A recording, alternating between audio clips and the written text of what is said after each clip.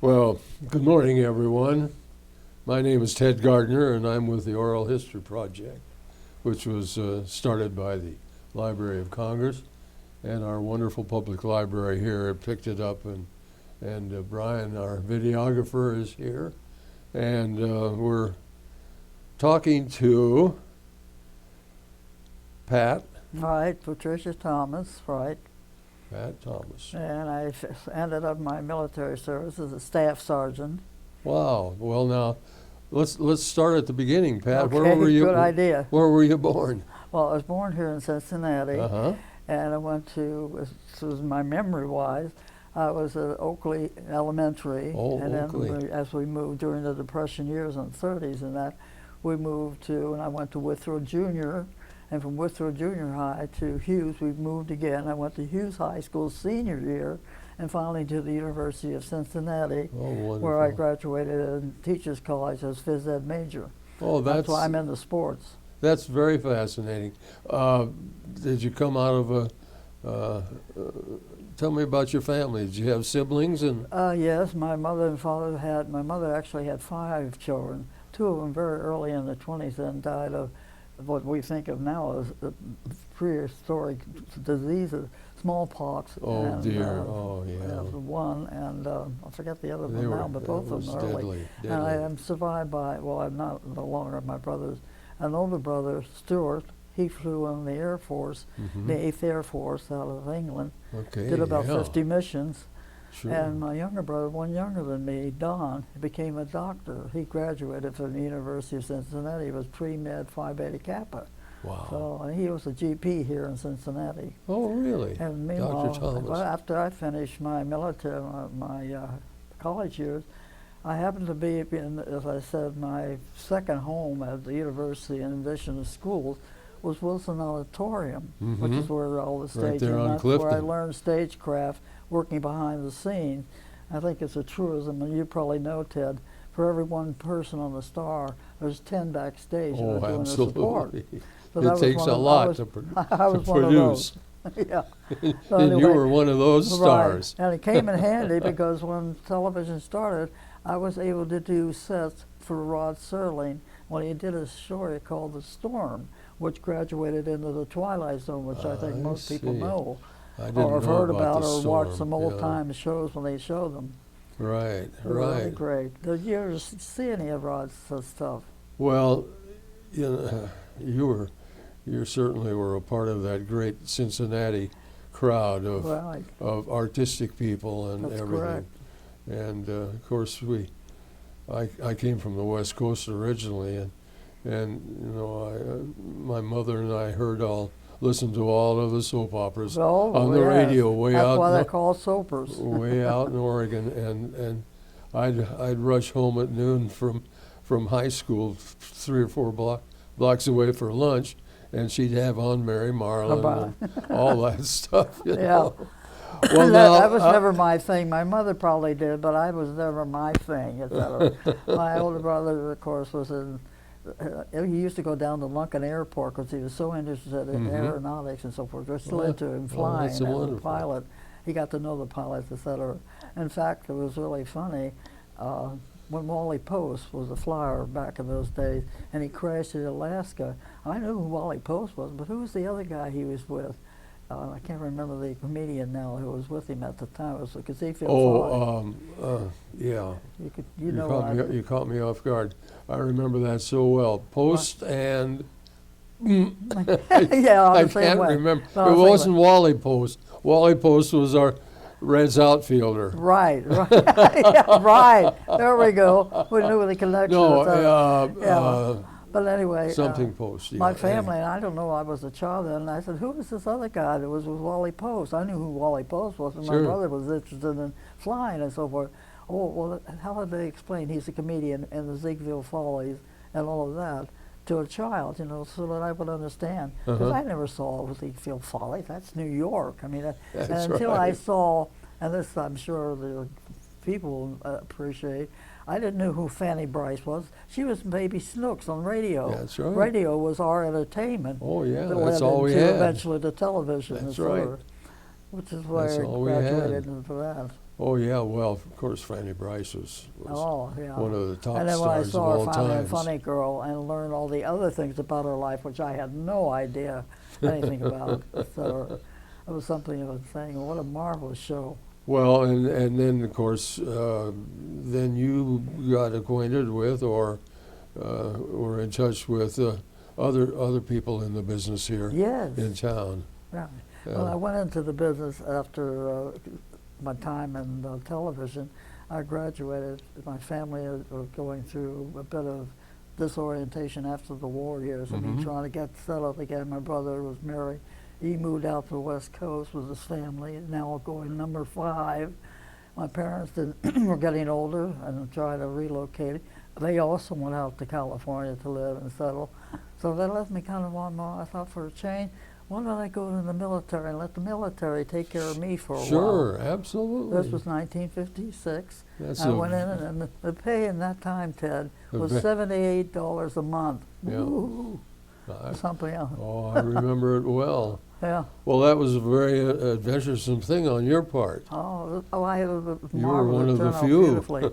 Yeah, and as I said, the first show I did, my first basic training was at Fort McClellan, Alabama. Oh, The yeah. deep South, as I'm sure you know. Oh, boy, And I'll then say. from there, my Yeah. first assignment was at Fort Meade, Maryland. Mm-hmm. And I was kind of in general, my MOS then was CT, clerk typist.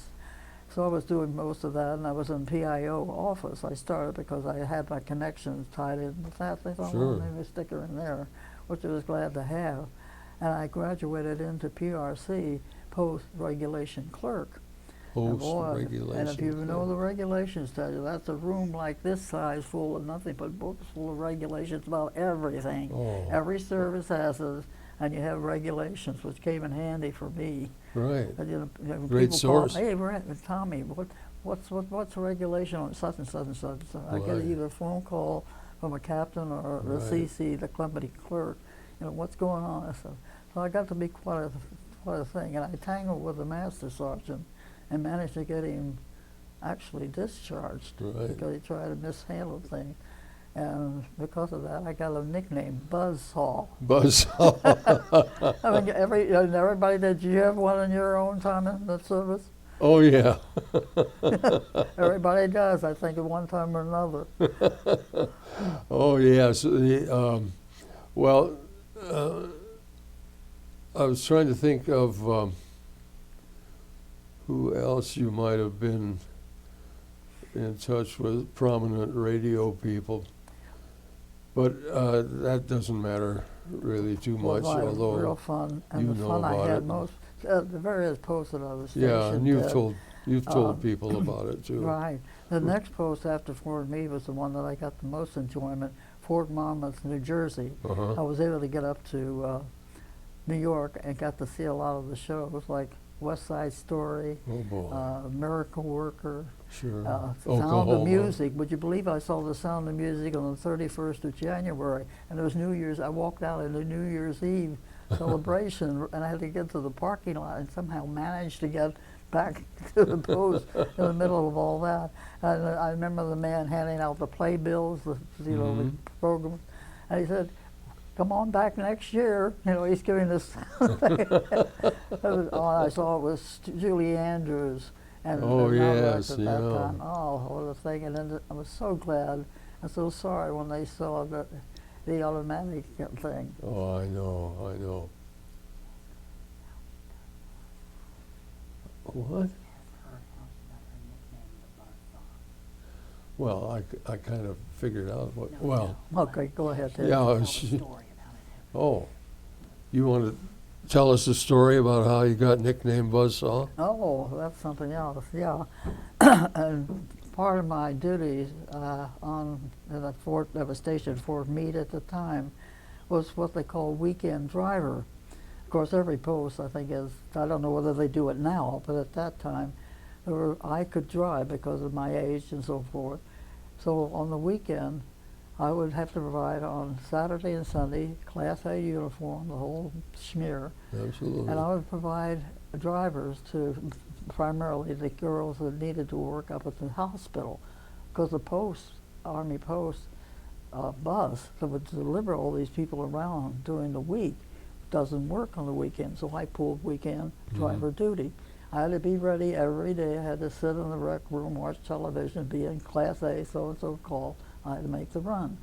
So what I would do is take my own car to the post car pool, sign out my car, sign out for a medical car, and then do my duty, come back. And before I could sign out my medical car, the post car, or the military car, I should say, I had to sign out. I had to clean it, wash it inside and out and so forth, and wait. But I had been warned by my first sergeant to call her Top, and Top said, "Pat, you're going to have a time. This guy's pit name is Spitter." Spitter. Yeah, he chews tobacco. I'm a big chunk of Oh my tobacco. gosh. And whenever he doesn't like them, you get a Oh boy. bunch of it. And he said, "And you're a college graduate and you're a woman in uniform." And he's like, "Well, I'm sorry to say many men, and you know this is true, I think that women should not be in uniform except for nurses. Yeah. At least they do something useful." Sure. So anyway, I ended up, finished my job, waited, did the wash job. Spitter comes out. "Oh, come on, Tommy, the front wheel. You can't have that going out again." So I had to do the wheel and the entire car all over again. Oh my gosh. So anyway, I don't say anything because I know if I'm been warned ahead of time, he's just going to give me a hard time. So I did the job, got through, waited for him to come out. "Oh, Tommy, the back license plate. You can't have that go out like that. Come on." Had to do the whole darn thing all over Oh again. my goodness. I'm waiting to get a second I get finished. That's right. And there's 3 co-workers that have been watching this and laughing up a storm, watching me sweat blood doing this darn job. That's the PFC, corporal, a staff sergeant, and an SFC. And they're watching with them grinning. And then suddenly they noticed, by this time I was post-regulation clerk.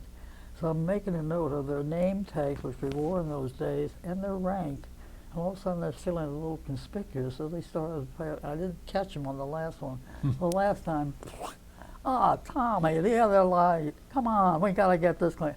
3 times he had me do this whole darn thing. Oh my goodness. So finally I got signed out. I said, "Yeah, I guess you can make it, Tommy. Sign out for it, get out of here." So I signed for it. I didn't say anything. I got back and I was steaming, I have to admit it. So Top says, "How many times did he do you?" 3. 3? He usually did something once. I said, "Well, you warned me, and you really gave me the treatment." He said, "I'm going to give him a treatment." I said, "Can you talk to my CO and see if she'll give me extra time after night? I want to stay after night in the regulation office and look up a reg. I'm sure I can come up with a reg." I was very fortunate. The bird colonel that I worked with was sort of like Colonel Potter.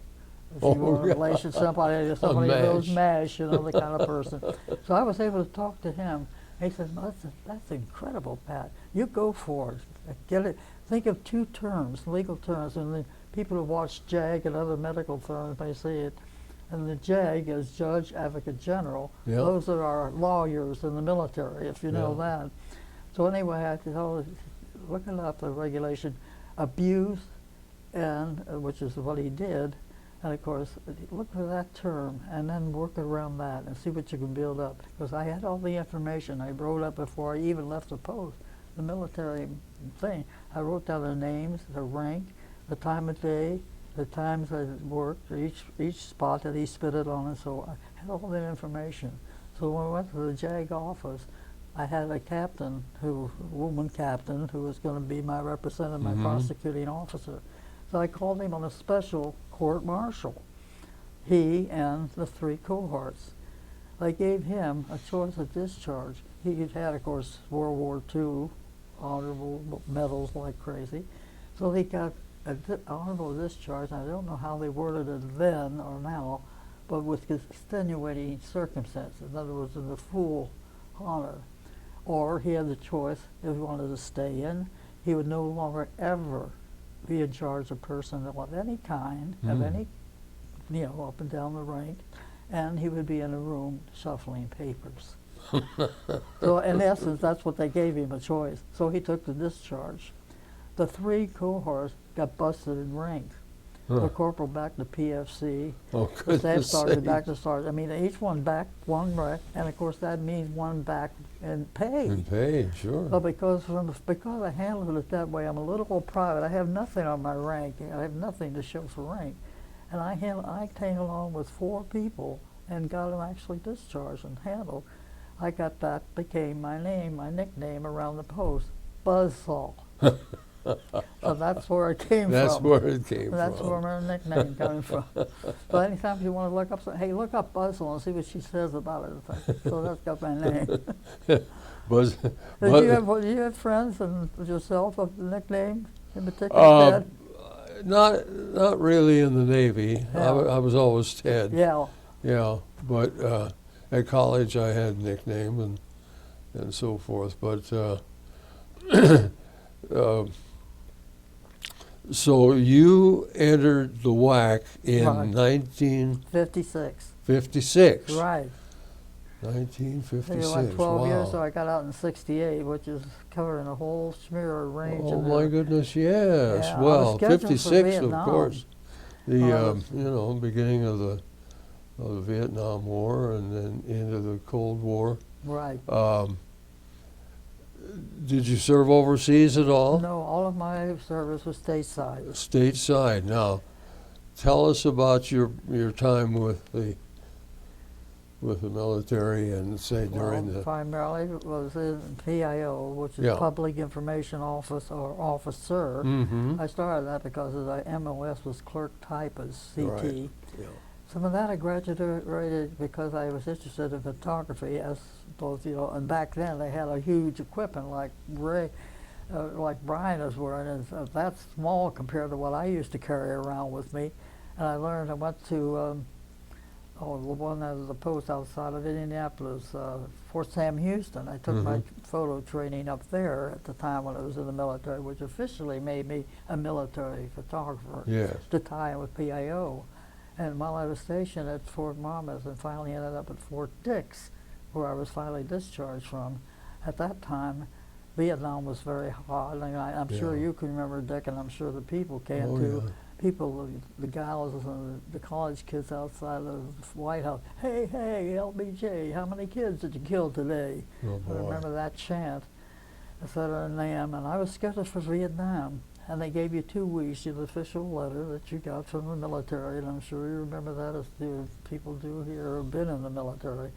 You have so many days to prepare, you will get such and such a number of inoculations and so forth, you will blah, blah, blah, blah.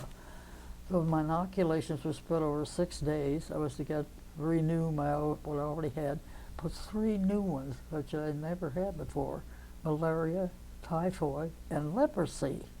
I said, leprosy? I couldn't Wow. I couldn't buy that. I said, leprosy? I'm nowhere near where there's leprosy. And then I suddenly, wait a minute, Vietnam's not that far away from India and all the Asiatic countries Right. which have leprosy Oh, and yeah. leper colonies. Southeast Asia. Yeah, so I thought, and fortunately for me, as I'm sure you may remember and the others in your audience, back in those days with LBJ, of course, after Kennedy's assassination, Sure. LBJ and McNamara, Secretary of Defense, were kind of butting heads with Westmoreland, who was then the general in charge Right. of Vietnam.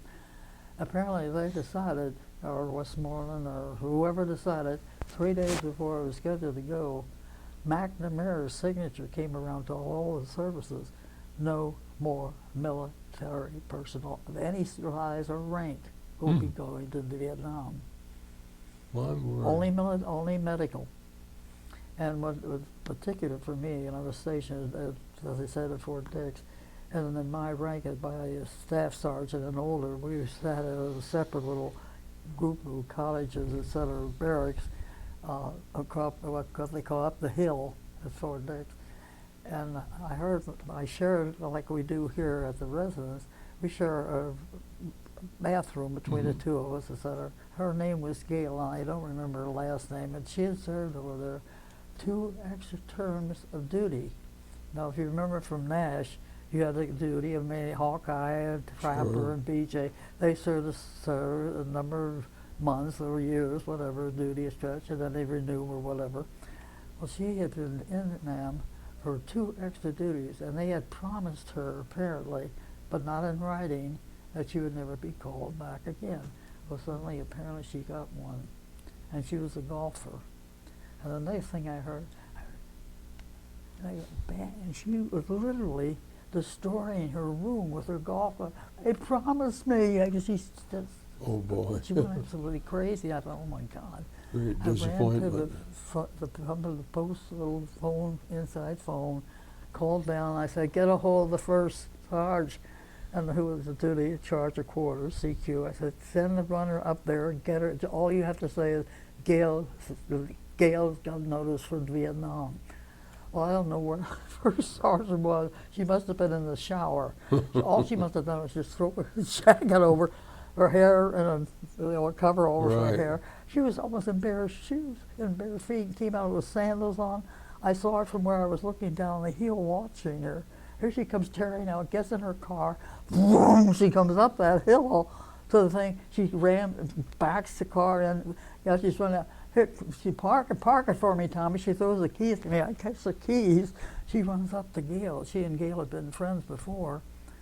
And she calms Gail down, They're not going to do it. We'll go to the IG, we'll go to somebody. We'll get this canceled, Gail. I mean, and there's just weeping and going on, etc. I thought, Jiminy. And she finally got up there, and I was still in uniform. The first sergeant was still in a bathrobe and so forth. And she came and said, Tommy, take her to the office of the NCO club and see if you can calm her down. I said, put it on my tab until I get there and get dressed and get there. So I calmed her down.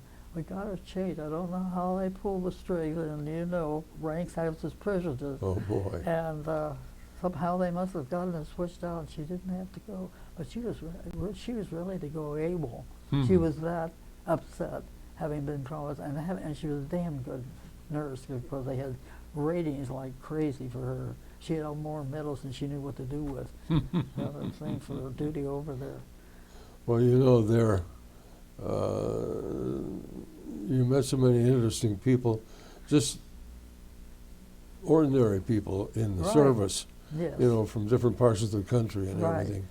And Different nationalities, different cultures, etc. Yes. oh yes, and of course, the Southerners were always against the Northerners and all Right. that. They Well, were that- still that was fighting the that- Civil War and Right. during that time.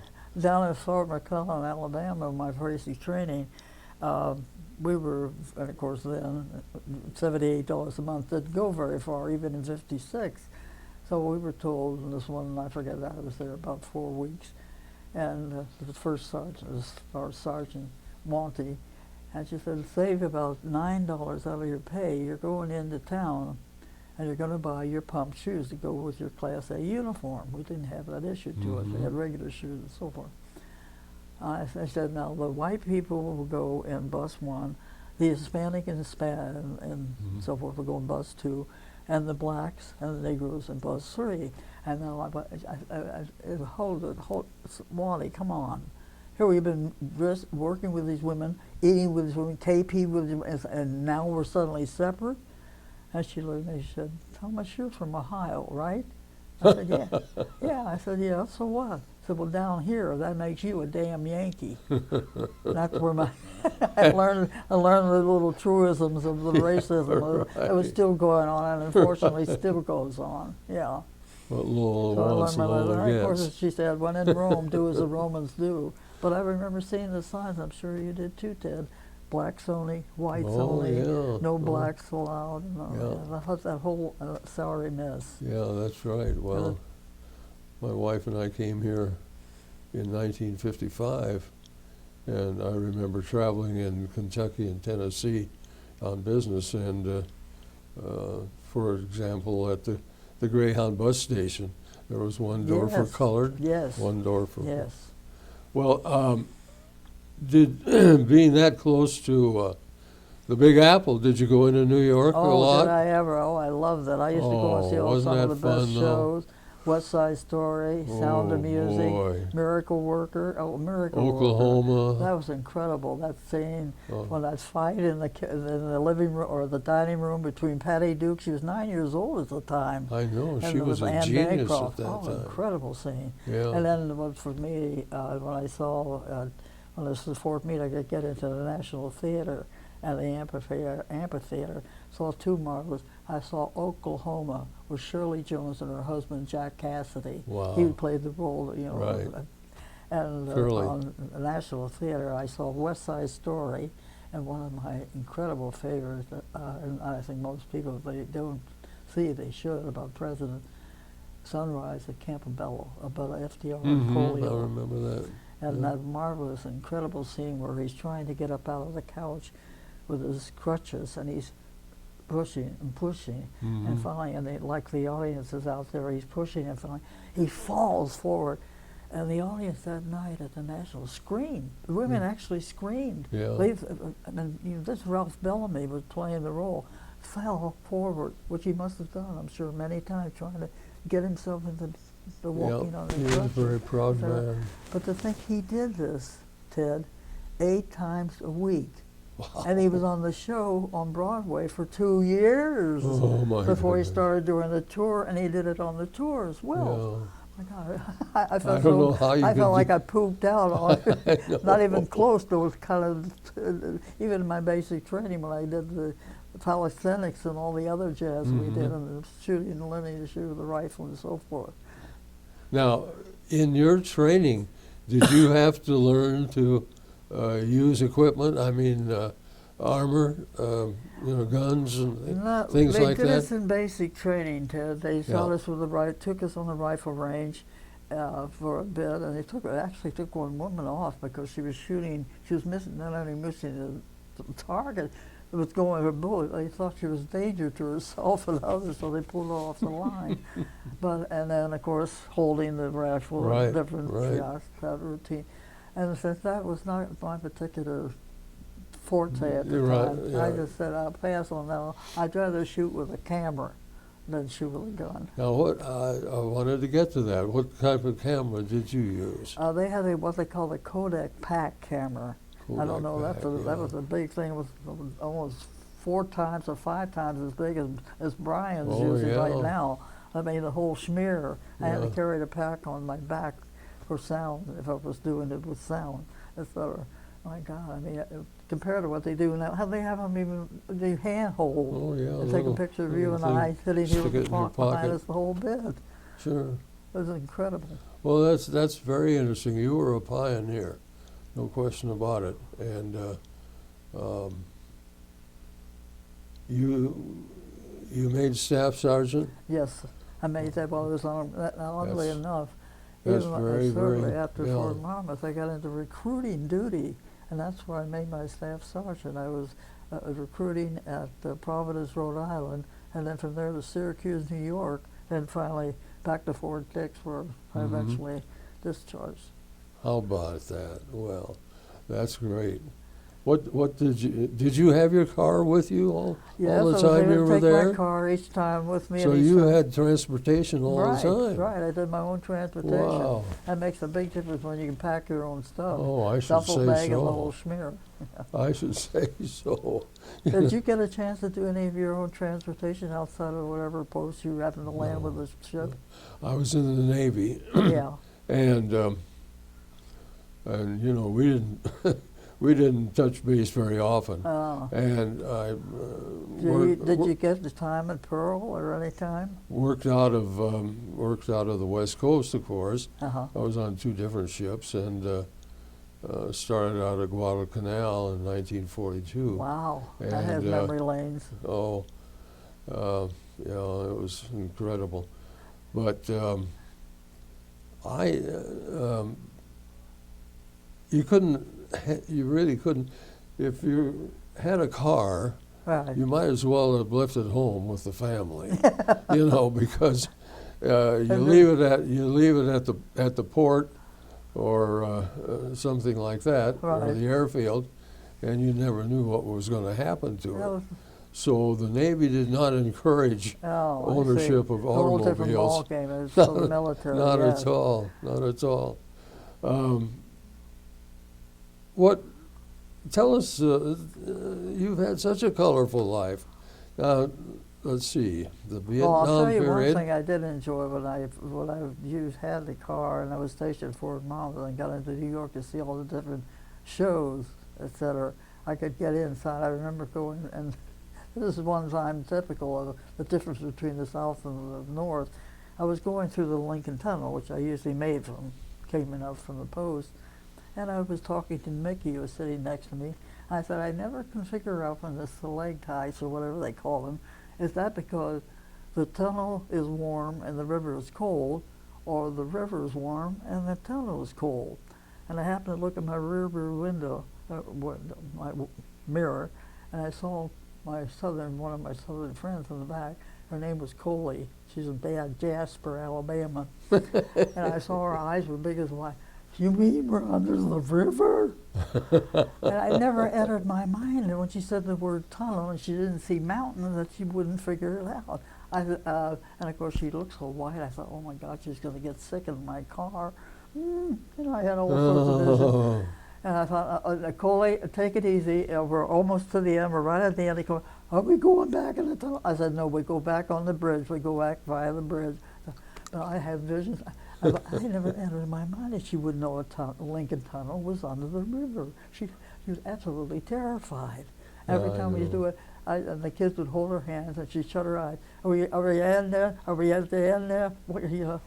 It was crazy because it was one of those bizarre things that she never associated Lincoln Tunnel with being under the river. Well, that was, of course, that was a great turning point in our national history, World War II. Oh, when I think of So you many in things the were West changed. Coast, I think South Pacific and all the marvelous songs that Oh, they sang my from goodness, that. yes. There's nothing Oh. like a dame, nothing thinks like a dame, no Rodgers drinks and like a dame, Hammerstein. no books like a dame, nothing looks like a dame. Yeah, yeah. Oh, it just it was very, very, very interesting. This gal that was a golfer. Oh, yeah, Gail. Yeah, were you with her for a while, or? Yeah, for a while, as they said, they canceled that going back to NAM, and so she stayed there and Right. she was, I forget what the top ranking, they call him a practitioner now, but that would be her equivalent status. She was the top person Wow. in the personnel because she has a tremendous background Of as you course. be OR nurse, be technical training. I mean, you name it, she Wow. did it in OR at one time or another. That's She was interesting. like Major Houlihan was the Oh, MASH. yeah. I mean, she was literally that was Hot lips. yes. Every time I think of MASH, I think of Gail, and a very similar person. Right. Oh, yeah. There were so many characters because the Navy lured a lot of farm boys, a lot of boys from the interior of the country. You've never been out of the country Because in your life. they'd never been. And, romantic, go to sea, join the Navy and see the world, all that exactly. stuff. Yes, I remember that. And some of these guys were just, they were, they were lost for a while, but boy, they managed with the right training, which our services did so well. Yeah. I can remember many movies that, to me, represented your military, the service. Oh, Mr. yeah. Roberts, for one, and of course, From Here to Eternity, which is about the military, and the beginning of Pearl Harbor, and Right. the whole act, and so many of the great movies that came out of the submarines, or one with Clark Gable. Run And silent, some of run those deep. when they came up in the middle of the Japanese fleet. I remember that, of course, for late. Yeah. Some of the things I remember. And Those Iwo are- Jima, that famous raising of the flag, was taken by a photographer. Oh, yeah. Yeah, My Abe goodness. Henderson, I believe, was the gentleman's name. Yeah. And of course, that became the emblem for the Marines. Were you assigned to duty like were you in and out of Washington? Yes, I was served in Washington. In fact, I went to the Pentagon, which is an experience in itself. Have you ever been in that place, I've Ted? never been in it. Oh, I went up there at the time in '56. I had painted from a color photograph an oil painting of the portrait of our then colonel, which is the highest rank a woman could go in those days, Colonel Ovida Coffey. Oh, she was yeah. our top dog Right. for us. So I had to take the painting in to present to her. So I talked to Top, and Top said, if you go to the Pentagon, Pat, go into the center ring. When you've seen photographs of the Pentagon ever since 9/11, Yeah. I'm sure more people know Yeah. about it. Anyway, he said, go into the center ring, get to one of the soda shops and so forth, talk to somebody there and ask them how to get around there. Uh-huh. And so the young gal that was behind the thing, I had a Coke, and I said, how do I get around her? I have to go to such and such a room, 412 or something like that. Oh, 4, that means the 4th floor. I said, how do I get to the 4th floor quickly without walking a mile? And, oh, easy, that's easy, Sarge, no a corporal, I was a corporal by then, I think. So I said, you go from here, go to the nearest elevator, go up to the 4th floor, and then you look at the sign. You know, whatever room goes here, that room goes there. Fine and dandy. I said, so that did. So I'm in my room 412, I'm assuming, I don't remember. Went to that room, you know, the whole thing, and met Mrs. Coffey, Colonel Coffey, and presented her my painting, etc. And she thanked me, and I got a little thank you letter, form letter from her in response to this painting, which I gave her.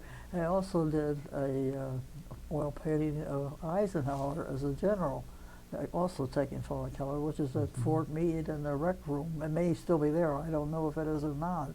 But those are 2 paintings that I remember I still did in the military, in addition to one I have in my room downstairs that I took from a famous war photographer, Eugene Smith. Now, he took a lot of things. He was there in Normandy, a lot of those shots he took there. He followed the Patton around. I took a lot of his shots. Right. And of course, he had friends both in our side and the German side too, so he knew them. In one of my famous books, I have a collection of Car Shevadova. Oh. That famous portrait we have of, I can remember, it's on the left side, that Winston Churchill is glaring at the camera. And that particular one is by Car Shevadova.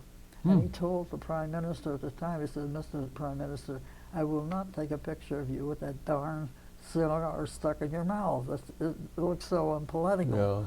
Oh, well, why, if you insist. And Winston Churchill, I mean, tell us about it. Throws it around, he said, all right, now is this all right? And that's when he's clear. And Crouch knew a picture when he saw it. Boy, He clicked it. And that became the emblem and the logo for the British all during World War II. Yeah, you want to see something, we're going to fight this, you know, victory, you know, the victory sign and all that. Right. All that started with Karsh and that glaring photograph of Churchill looking at the camera. Well, as an information person, you wrote up follow up whatever news items and so forth. Right, or follow up whatever I was dictated to follow up. Yes. Yeah. In other words, I didn't make up anything, as I'm sure you're aware of. I mean, well, you can remember the sort of the things that they did from MASH when they're talking about, when they had Guy Kibbe, just recently, he came in, you know, routine, and he would make up a story. This young kid was on a bicycle, and he hit a rock, and so he made it sound like the kid was in the middle of the war. And Hawkeye got so incensed with him and so forth. It's a beautiful story, but it's very similar to, not completely, but it's similar to but it the certainly sort of tour you do. it gave you a touch of what it was really like. Yeah. But now, when, let's see, I'm a little foggy on this. You can help me with this. The transition from Nam to what we call the Cold War. Yeah, right. I remember doing that, and I'm sure you probably did. I don't know how many of your personnel, but I was stationed at Fort Monmouth, and we had a television station, WFM-TV. W, always in front, M for Monmouth, that's letter TV, FM-TV. So I was called in, and I was not alone in this. to be questioned. Mhm. And this is when the McCarthyism and the Oh, fact that yeah. you were a communist, if you were this, that, or the other. So I was called in. I was seated as though I was seated here. There was one personnel here, and this gentleman was questioning me. His name is Patricia, yes. And you major rate, yes. And of course, I can prove all this stuff. And then I suddenly, out of the corner eye, I noticed this guy was looking in my record. And I was asked, and finally, I said, wait a minute. Before you go any further, sir, what are you doing, checking my answers against my record? Slap the finger. That's all we need you for at this time, Sergeant.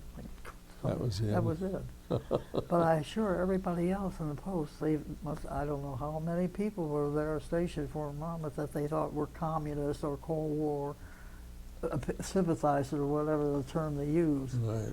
It got to be a joke, really, in my Mhm. sad and pathetic joke. But Yeah. Nixon nursed it for all it was worth. Well, yes, and then of course you mentioned earlier paper shufflers. There were so many of those in all of the services. Oh, you yes. know. I mean, every And they service were couldn't work without paper. Oh, they were so important, you know. They'd put a pile here and a pile Right, there. And, yeah. And if you didn't have the paper to prove who you were or what you were going to do, it's heaven help you. I mean, look at the thing they did with Klinger. They did a recent one on MASH where he was trying to return the Polaroid camera. And like Colonel Potter said, I don't think you realize, Klinger, what you're in for. And this is something most people don't think of either. Is that you're going to, because they say you stole this camera, that's an offense, a special court-martial offense. Court-martial? Yeah. That's going to be 8 months of Leavenworth. Oh, well, I won't get out of the law. And Potter says, not fun, Klinger. Hard work at the station. Right. And you get a dishonorable discharge, which means you don't get any of the benefits from VA benefits. Like my own case, I just recently had what they call SDS, same-day surgery. The same day I had surgery done on me twice, December 8th and the recent one this past week, to clear out possible cancer. So I was very fortunate. Now, can you imagine what that would have cost if I had to do it at a local hospital? That must have been stunning. But here I got it at VA, and I have hearing aids from VA. I go out for my eye checkup at VA, and so every one of these things are benefit to me. And I think it began to dawn on Klinger what he was losing. Yeah. He never went up for the court-martial. That's right. And they were to prove that he wasn't hadn't stolen. They caught the guy that was doing it. That's fascinating. The during the Cold War now, after Vietnam, you were still at Dick's and those places? I was between the recruiting duty, and I'll be honest with you, Ted, I can't remember how many months or sections of that I was at both at Providence, Rhode Island. It was very beneficial there because I was able to stay in an apartment which I was able to find, and the man and woman, I would say in their mid-50s, and he had been in World War II, and she had been a nurse at the same time, which is how they met and married and so forth. They were both were smokers. At that time I smoked. I don't smoke anymore after 1970. But at that time we did smoke. And so I could go at the PX and commissary and get for virtually nothing compared to what they were paying as civilians. So they would deduct that from my rent. So I was really having a benefit and then some. Well, oh yes, those were the days when smoking was a glamorous thing, you know, because of the movies and all the stars that did it. Yeah, it's the thing to do, or be seen with a cigarette. Well, that period of the Cold War, which was so mysterious to us civilians, you know. I suspected anybody for anything. I mean, if somebody suggested something, it didn't have to be proved. It just had to be implied. Absolutely. Just barely tinged by something, and you were in trouble. Yes. But so where were you finally discharged? I was discharged in 1968. I began on October 31st, 56. I discharged October 31st, 1968 in Fort Dix. How about that? Yeah, that's a long stretch, but in all that time, in the last portions of it, in photography and in PIO. But I was awfully glad to be in the service of that for that period of time that I was. I was kind of, really, in a sense, sheltered. Not sheltered in like in this room or like they had as a resident here, but some of the benefits that I got that were still being shown by residents, like a home like this, Right. is so beneficial. Well, that's wonderful. That's wonderful. Well, you certainly are to be congratulated for your service and your devotion to your country and everything. I think it's just wonderful.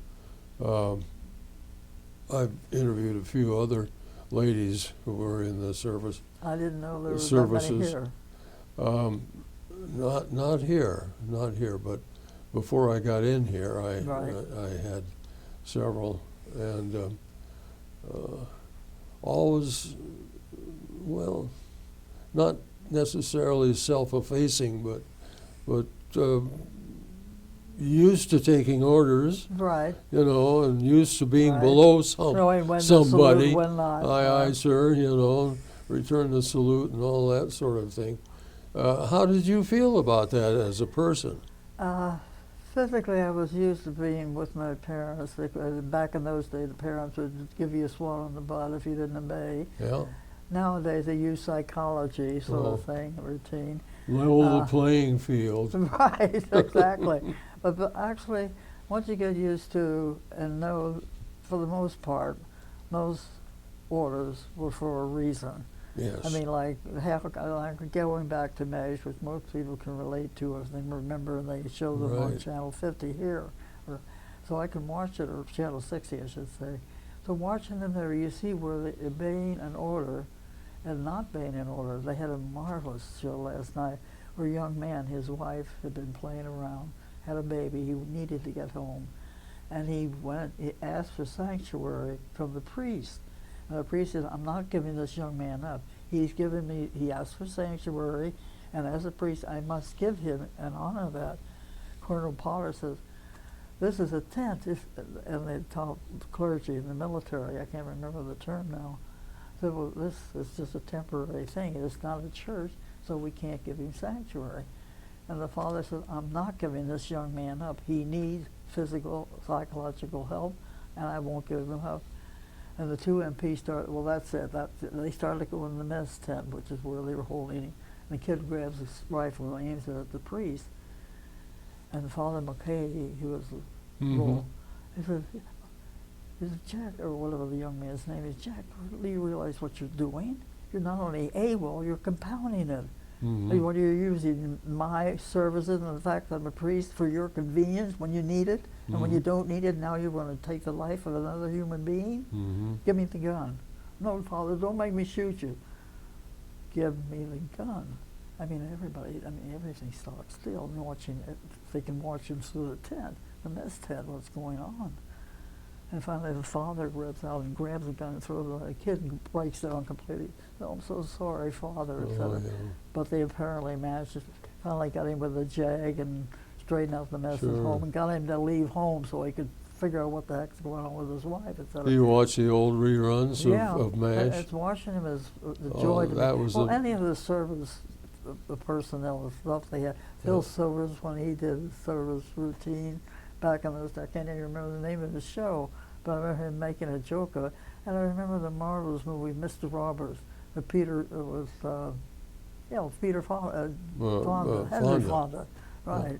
And I mean, he is well, in the military, he was what is his top ensign? Yeah. I'm trying to think of, you would know the rank better than myself, Ted. Uh, I can't remember. He was Let's see, underneath the Henry captain. Who was Fonda. below the commander, and then you're next in rank. oh. That's more your bag than Yeah, mine. commander, and then. Well, I'm not talking admiral. I'm just no, talking commander. no. They were in a destroyer, if I recall. Yeah. Yeah. And that's another thing that always fascinated. The Captain Quigg. different type of names of ships. Yeah. There's your battleship, and of course your planes, Carriers and aircraft carriers, and Yeah. then you had destroyers, and you had submarines. Mhm. And what did you have any in between that? Well, actually, from battleship to carrier to cruiser Oh, to that's the destroyer Yeah, and submarines, right. and then there were a whole raft of smaller vessels. Right. But those were the main classifications. Yeah. And now we don't even have a battleship. you know.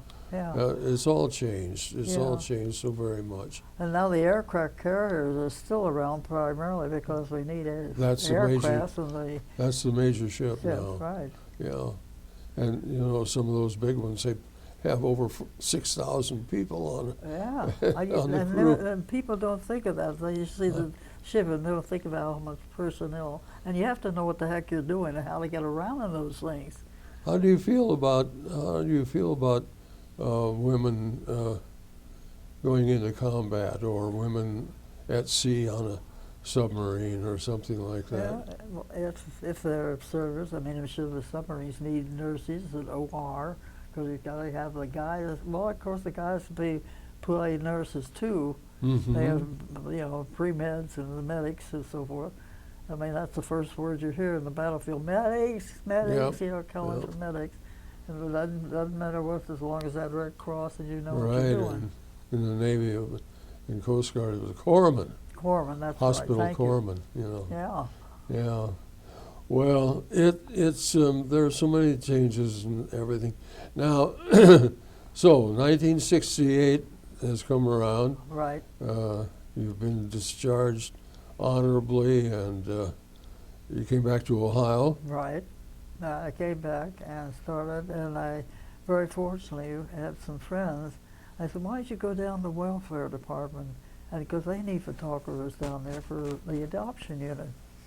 And that never even entered my mind. So I went down, I had my resume, had my 3 discharges so I could prove that I did have honorable discharges. And I met Marion Parker, who is now my friend. She was one of the supervisors of the adoption unit, and Sue Ransohoff, who is no longer alive, but she was in charge. And between the two of them, they decided, I sound like I knew what I was doing. So they hired me, and I became a photographer for the adoption unit. I worked with Hamilton County Welfare for 18 years after that. Doing adoption, and I would go around to the foster homes and take pictures of the children that are up for adoption, so that adopting family, maybe there, would see what the child would look like that they were going to meet or were going to see. Oh, I like that child. Oh, that child looks beautiful. Isn't that a beautiful world? I try to take the kids, and I take a box of balloons. I use it as a gimmick to divert the children, because I was a strange person coming into this home. I used a box of balloons, all different colors, no black. I said, would you like a balloon? Yeah.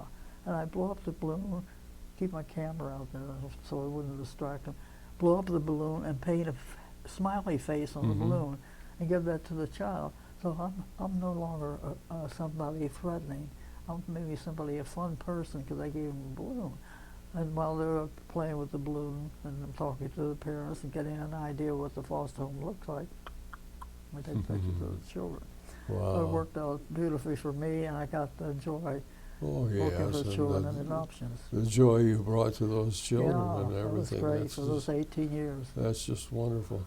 Were you associated with Children's Hospital here? Not with the hospital, no. I stay strictly with the welfare department Oh, I as this see. group here. Now, whether the supervisor, Marion and Martha Klein was another one of the supervisors. Sue Ransohoff was in charge of the Right, entire adoption right. unit at that time. And of course, I don't know what the situation is now, because they moved from where we were to the Well, new you must place. have known Dan Ransohoff then, too. Yes, I did. And then 'Cause he Sue, was I with went to her home there Yeah. on Clifton. Yeah, he was A marvelous lady. Yeah, Sue was Dan's sister-in-law. But anyway,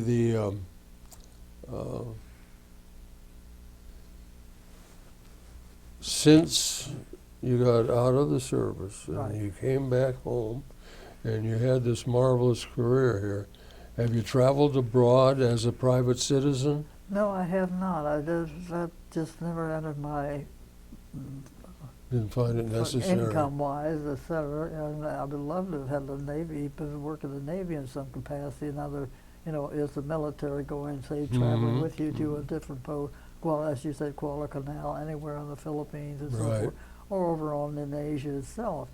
Vietnam, I wasn't crazy to go to Vietnam or Korea for that matter. I should But say anyway, not. it would have been an experience, and the military were there, as you saw in MASH. Right, They had it for both. right. How are we doing? 5 minutes. We could go on forever with We you sure and your could. stories. Once you started You're the military. marvelous. You're marvelous. Marvelous speaker. Do you talk to school groups or anything No, like I that? haven't, but in the military, I used to do the PIO introduction to the troops, yes. Mm-hmm. So I enjoyed that part of it. Have you written your memoirs? No, I haven't. I have no desire to. No. I had, number one, it takes time to organize my thoughts, I to try know. and get all that right, It's even though I difficult. can type. Yeah, Yeah. yeah. I still have my own typewriter standard. Do you? Smith Corona? That's right. I do. I'm not kidding, Ted. I have my own Smith Corona. I still ask them there. I type. Yeah. I do that whenever I set up my appointments Oh, because gee. that's the only way you. I can't even read my own writing. I can't speak for other people's ability. Mine is illegible. Well, now, how long have you been in this The place? position I came, I fell and broke my hip on the 9th of January. We were celebrating from New Year's and all that sort of thing, and knocked unconscious, and my friends got me to a hospital over there, Western Hills Mercy Hospital it was called, then on Queen City Avenue, and they moved me from the western part because all my family at that time lived here in the east, so it made more sense. So Mhm. they moved me to the Mercy Hospital east. I was here for a section. From there, they moved me here. And so that's been the sequence of events I since see. October 9th that I've been. I see. Well, listening to your marvelous experiences and the way you speak and everything, you have so much to offer, and I'm just, we're thankful that we still have you around. Yeah. And everybody never knows how long. well, you never know. Yeah, I think of Betty White in her 90th birthday. Oh, what, did you see that program? Wasn't that marvelous? Yes. Oh, And I think, and the marvelous thing to me, Ted, is her role in the Golden Girls, which Oh, I love, yes. which I dearly love. Black. And I can remember, the first time I saw B. Arthur, I saw her on the stage. She was the friend of Ross Russell and Auntie Mame. oh And yes. I could see that on Oh, Broadway as sure. one of the few times I went backstage to try and get an autograph. And she was, of course, they put in a heck of a lot of work on that stage. It looked so easy, and yet it's so hard. Right. But she was just pouring this perspiration. And, hello, darling, yes, give me your mail. And she was writing, not her name, Ross Russell, she was writing Mame in a big purple marker pen. Mame, and I handed her my program. And she signed it for me, and off in the corner, I see B. Arthur doing the same thing, writing her name, B. Arthur, et cetera, and the playbills, et cetera. I had bought a program. I sprung for $5 to get a program just to get that thing. Et cetera. And wouldn't you know, I threw it away like an idiot. When I see Antique Roadshow, I think, my gosh, what I could have gotten. Oh, with my some of the word. things that if I had I said. know it.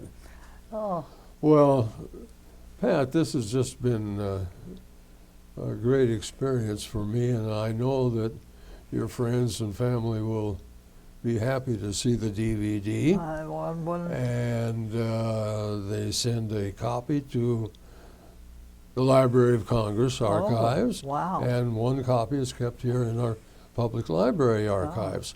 So you're on the website too. You Wow, will be. I had no idea it was Oh that yeah, extensive. it's a marvelous program. And our public library, you know what a Yeah. great institution it is. Right. Well, thank you so much for this hour.